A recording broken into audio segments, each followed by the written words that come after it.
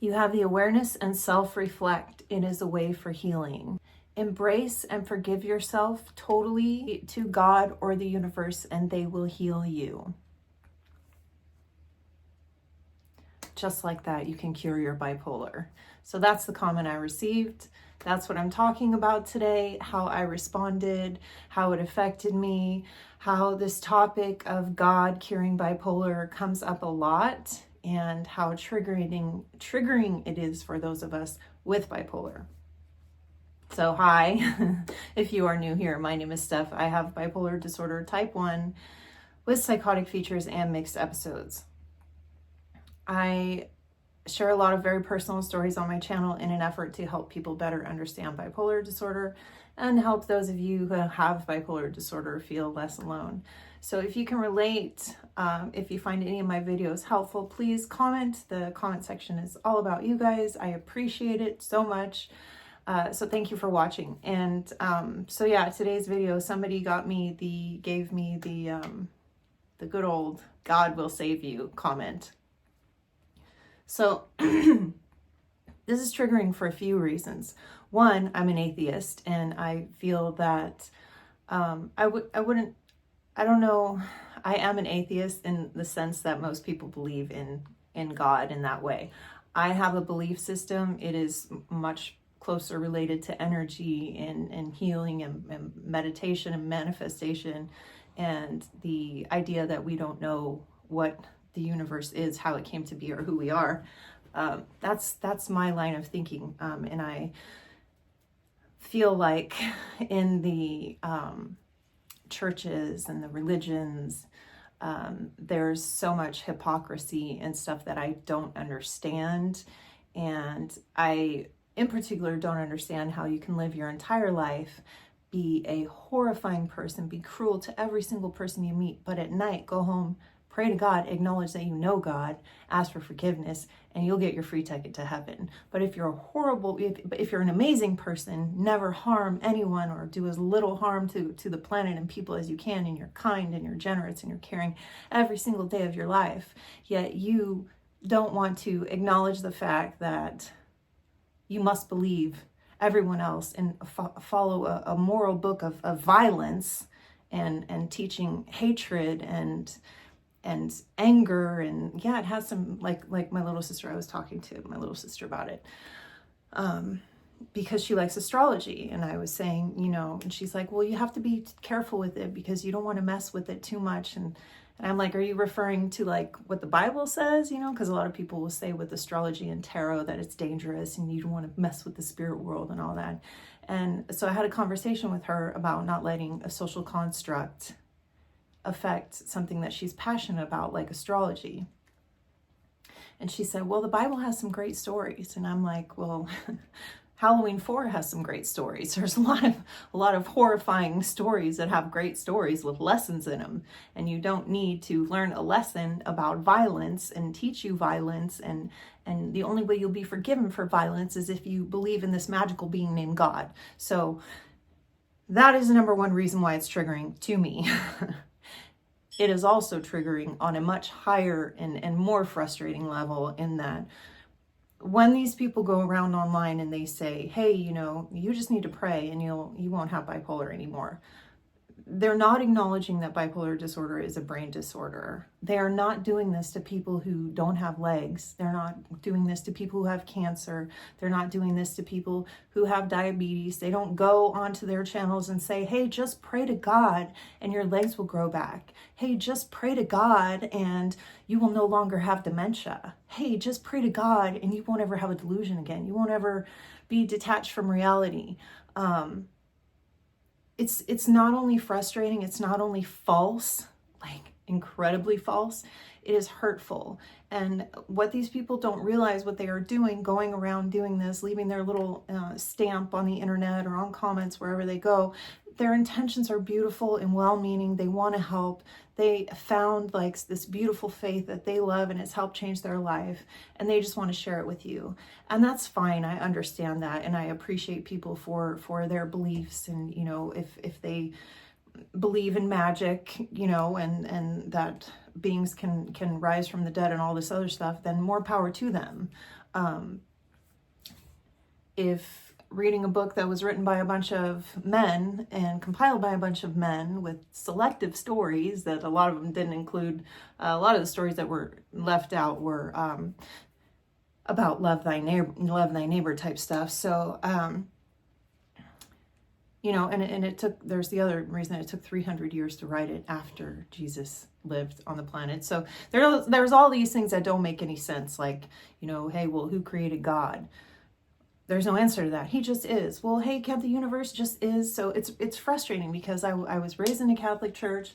I believed in God, sort of, for a long time, and I found my faith very helpful in dealing with a lot of my stress from bipolar disorder and from the life that I had lived being unmedicated. But it's not for everyone, and when people come at you with a moral high ground and try to say, hey, well, you're being punished with bipolar disorder because you don't believe in God, and as soon as you believe in God and you be self-aware. First of all, you cannot be self-aware if you are in mania or psychosis. Like, are you just going to be like, hey, stop hallucinating, you're self-aware? What do you mean? What do you mean you see people? What do you mean you're hearing voices? Stop it. That's not real.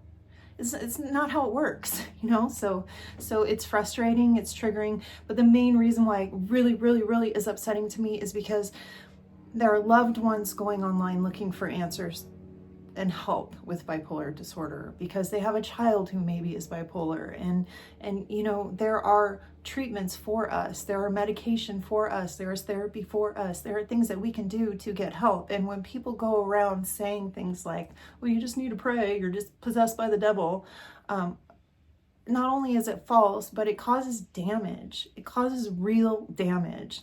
Like, people do not want to take medication as it is. They already have an illness that tells them they aren't sick, that not taking